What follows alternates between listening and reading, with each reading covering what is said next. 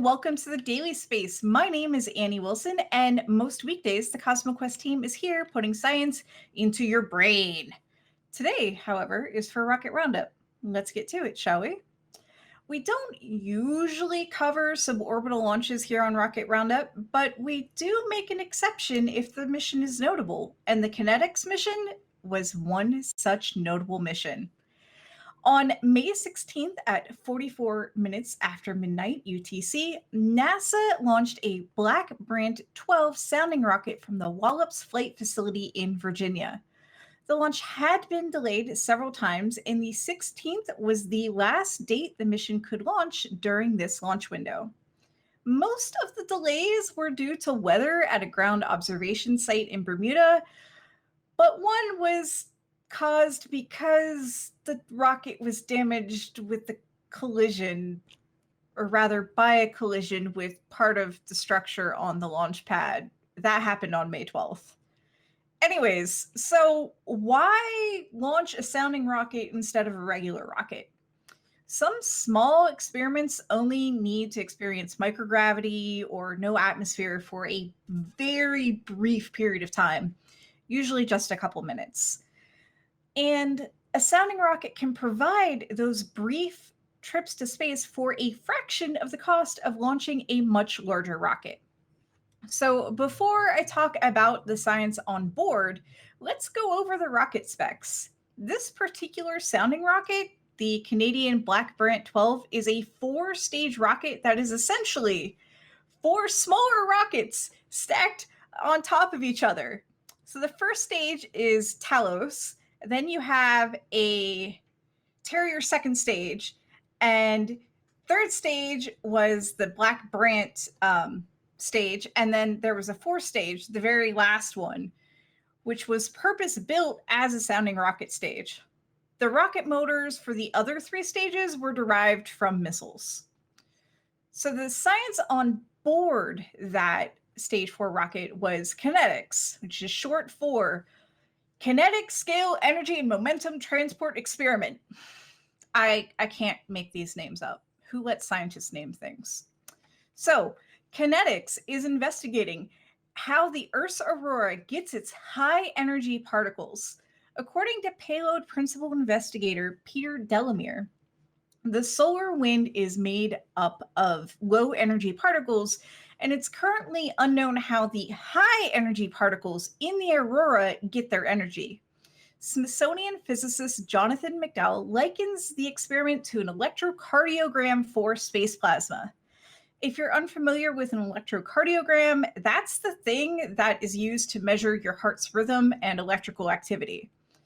Because we can't physically connect an electrocardiogram to space plasma, the kinetics investigated this connection by deploying 2 barium vapor canisters to light up the night sky. The glowing is actually pretty important. The barium allows us to see the way high energy electrons travel through the magnetic field lines. Along with the barium vapor, several other payloads were deployed by the sounding rocket. Instruments on these payloads, as well as the instrumentation on the rocket, measured the electric and magnetic fields. In addition to the onboard and deployed instruments, the barium vapor was observed from a site in Bermuda. The ionized barium vapor was also quite the visual show to viewers in eastern US and Canada.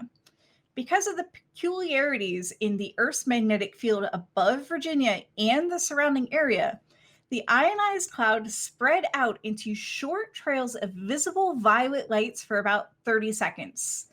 Think purplish streamers in the nighttime sky. According to NASA, the human eye is not very sensitive to violet when it's dark adapted, so the colors showed up better in photographs and appeared as violet and green clouds, almost like a miniature aurora. After the break, we'll be back to talk about a bad day for a cute rocket and yet more Starlinks. Yes, folks, more Starlinks. Stay tuned.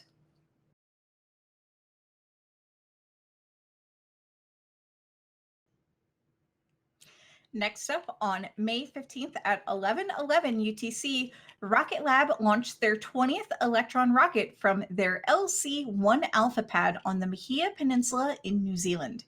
It was carrying 2 Earth observation satellites for Black Sky Global. Spoiler alert, they didn't go to space that day. Let's watch the launch. T-minus 10, 9, 8, 7, 6, 5, 4, 3, 2.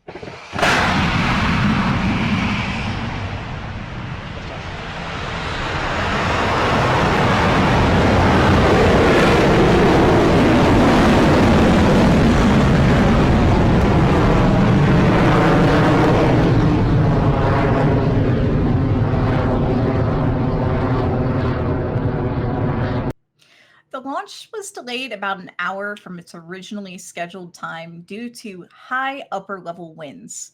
After conditions had improved, the team smoothly counted down to 0 and the rocket lifted off the pad in the pitch darkness.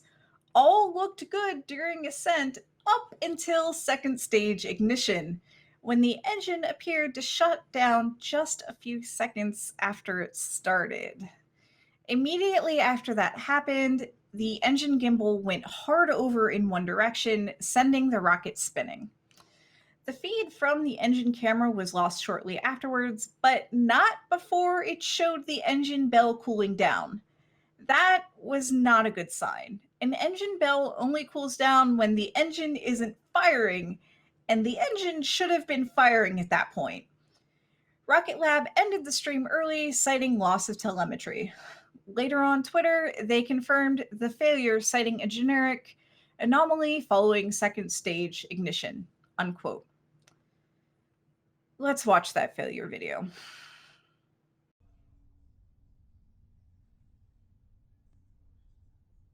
And Miko confirmed. Successful separation. Staged ignition. Recovery. Analyst recovery, proceed with sequence 59, stage 1 recovery operations. Computing landing zone. As you've seen, we've had a successful MECO and stage separate. No, there's been no ignition, sorry, but on your screen, we'll keep that view and see what we can come back to you with soon.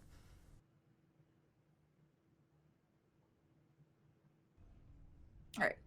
So here you can see the first stage firing. And Miko and confirmed. That should have been Miko. Yep, there's Miko. Staged ignition. And Recovery. in a second, you'll see that bell, and you can see it as it cools down because the engine isn't firing. Landing zone. As you've seen, we've had a successful MECO and stage separate. No, there's been no ignition, sorry, but on your screen, we'll keep that view and see what we can come back to you with soon. This was to be the first of several dedicated missions for Black Sky Global, sending pairs of their 60 kilogram, that's 32-liter soda bottles, satellites into orbit to meet demand for their imaging services. Not all was lost. The secondary mission for running out of tows was the recovery of the first stage, a baby step towards reusability. The first stage successfully survived re-entry through the atmosphere in a parachute-assisted splashdown 663 kilometers downrange, where it was retrieved from the water by a contracted ship named Seaworker. All right, also this week was yet another Starlink launch, but this one was slightly different. On May 15th at 22:54 UTC, Starlink L-26 launched from LC-39 Alpha at Kennedy Space Center in Florida. Instead of the usual complement of 60 Starlinks, Booster 1058 only carried 52, along with 2 rideshare payloads as part of its 8th flight. Rideshares are paying customers piggybacking a ride to a similar orbit, in this case, a similar orbit as the Starlinks. After 98 minutes of coasting and 2 burns of the second stage, all 54 satellites were successfully deployed into orbit. This brought the number of Starlink satellites launched to 1,677. The second stage put the payloads into a 566 by 584 kilometer orbit inclined at 53 degrees. This is about 20 kilometers above the operational constellation because the rideshare payloads needed a higher insertion orbit. So instead of raising their orbits, the 52 Starlinks will actually have to lower them to become operational. One of the rideshare payloads was a 112 kilogram, that's 66 2-liter soda bottles, Capella Space Synthetic Aperture Radar satellite, while the other was Tyvak 130, a CubeSat designed to do astronomy in optical wavelengths. Tyvak 130 is a 6-unit, 11-kilogram spacecraft about the size and weight of a briefcase. It has a unique telescope system, one piece of glass with reflective coatings on both ends. According to the engineers at Lawrence Livermore National Lab who built the telescope design does not require precise alignment between two separate mirrors to ensure proper focusing, simplifying the design and allowing a smaller, less expensive spacecraft to carry the monolithic telescope. End quote. Tyvak 130 is capable of monochrome or color imaging for Earth observation, astronomy, and space situational awareness. That's where stuff is around it in space. For those of you keeping score at home, Booster 1058 successfully landed on their drone ship, Of Course I Still Love You, stationed downrange in the Atlantic. Both fairings were on their second flights, one having flown on the SXM-7 mission, and the other was on NROL 108. Only one fairing was recovered from the water.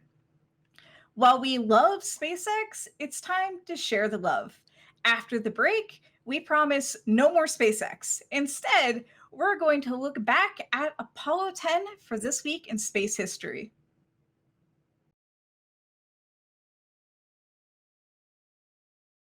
This week in space history, we're remembering an important step in America's lunar landing program, Apollo 10. Apollo 10's goal was to do an end-to-end rehearsal of the entire Apollo command and service module and lunar module stack in lunar orbit in preparation for the lunar landing attempt of Apollo 11. Commanding the mission was Tom Stafford, John Young was the command module pilot, and Eugene Cernan was the lunar module pilot. Apollo 10 was launched at 1649 UTC on May 18, 1969, the first and only Saturn V launch from LC-39 Bravo. Yes, LC-39 Bravo. LC-39 Alpha, the usual launch pad for Saturn V, was being used for the parallel launch campaign of Apollo 11. Two rockets can't occupy the same space, so Apollo 10 had to scooch over a pad. Let's watch the launch. Sequence start. Engines on. 5, 4, 3, 2. All engines running. Launch commit. Liftoff. We have liftoff 49 minutes past the hour. Staff reports the clock has started. The tower is clear. Launch was nominal. 2.5 hours into the mission, the Saturn V third stage lit its engines for just over 5.5 minutes. If you're curious, it was precisely 343 seconds to perform a translunar injection burn, sending the stack towards the moon. 20 minutes after that translunar injection, the command module Charlie Brown separated from the third stage. Command module pilot Young performed the transposition maneuver, which is just a fancy word for turning it around and removing the lunar module Snoopy from where it was stored on the third stage. The whole process was broadcast to live TV. So the cruise to the moon was also nominal with a 15 meters per second mid-course correction. I know this doesn't sound much, but this maneuver was so accurate that the other two planned course corrections were canceled. Almost 76 hours into the mission, the command service module engine fired for just under 6 minutes to insert the stack into lunar orbit. The crew did a live TV broadcast 4 hours later showing viewers details on the lunar surface. Cernan and Stafford entered the lunar module 95 hours into the mission to activate systems and prepare for their solo spacecraft demonstration. 3.5 hours later, they undocked. The 2 crew members in the lunar module checked out its systems and extended the legs.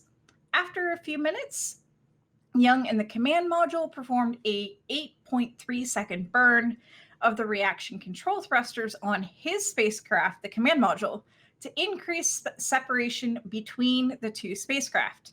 He then flew around Snoopy, the lunar module, for a visual inspection. Once the inspection was complete, Young performed another burn to move the command and service module a whole kilometer away from the lunar module.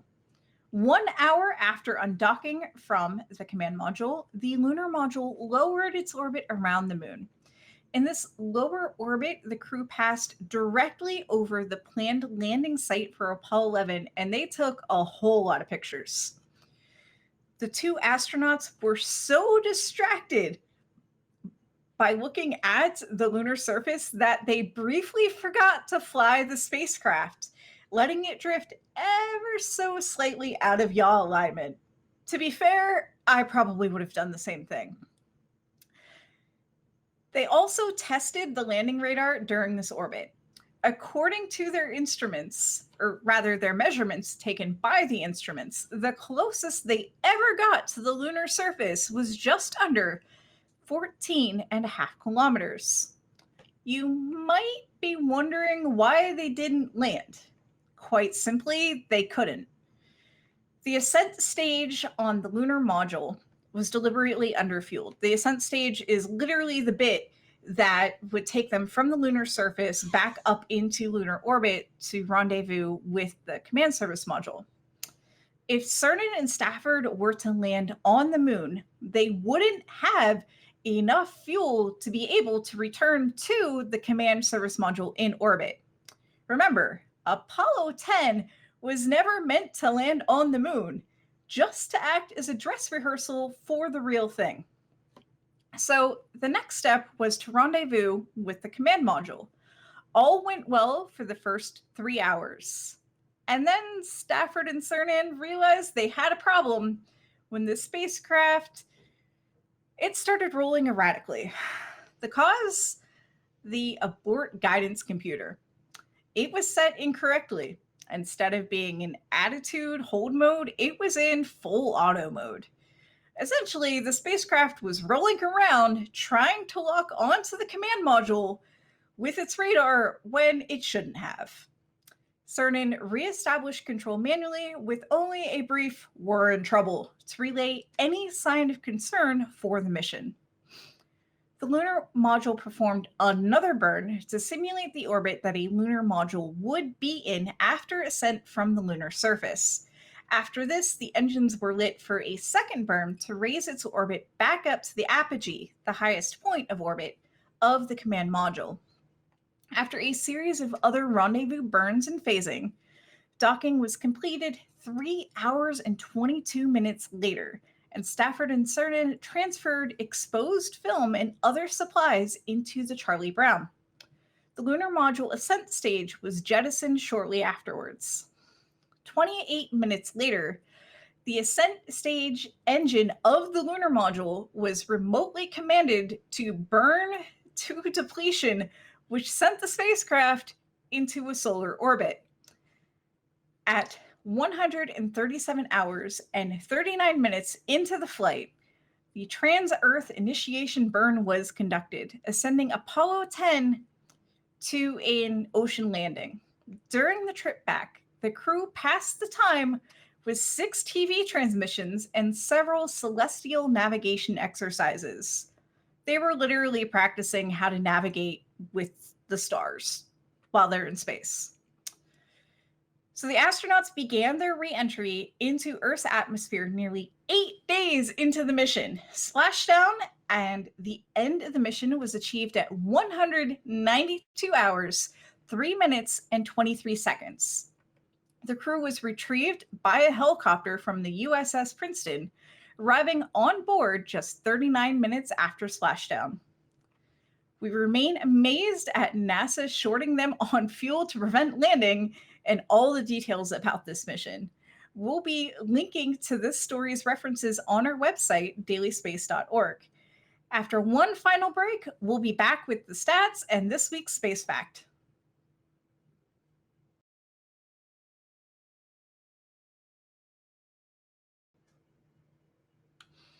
To wrap things up, here's a running tally of a few spaceflight statistics for the current year. There are currently 6 toilets in space. 3 are installed on the International Space Station, 1 is on the Crew Dragon, 1 is on the Soyuz, and there's 1 on the Chinese space station. There have been 44 total orbital launch attempts so far this year, including 2 failures.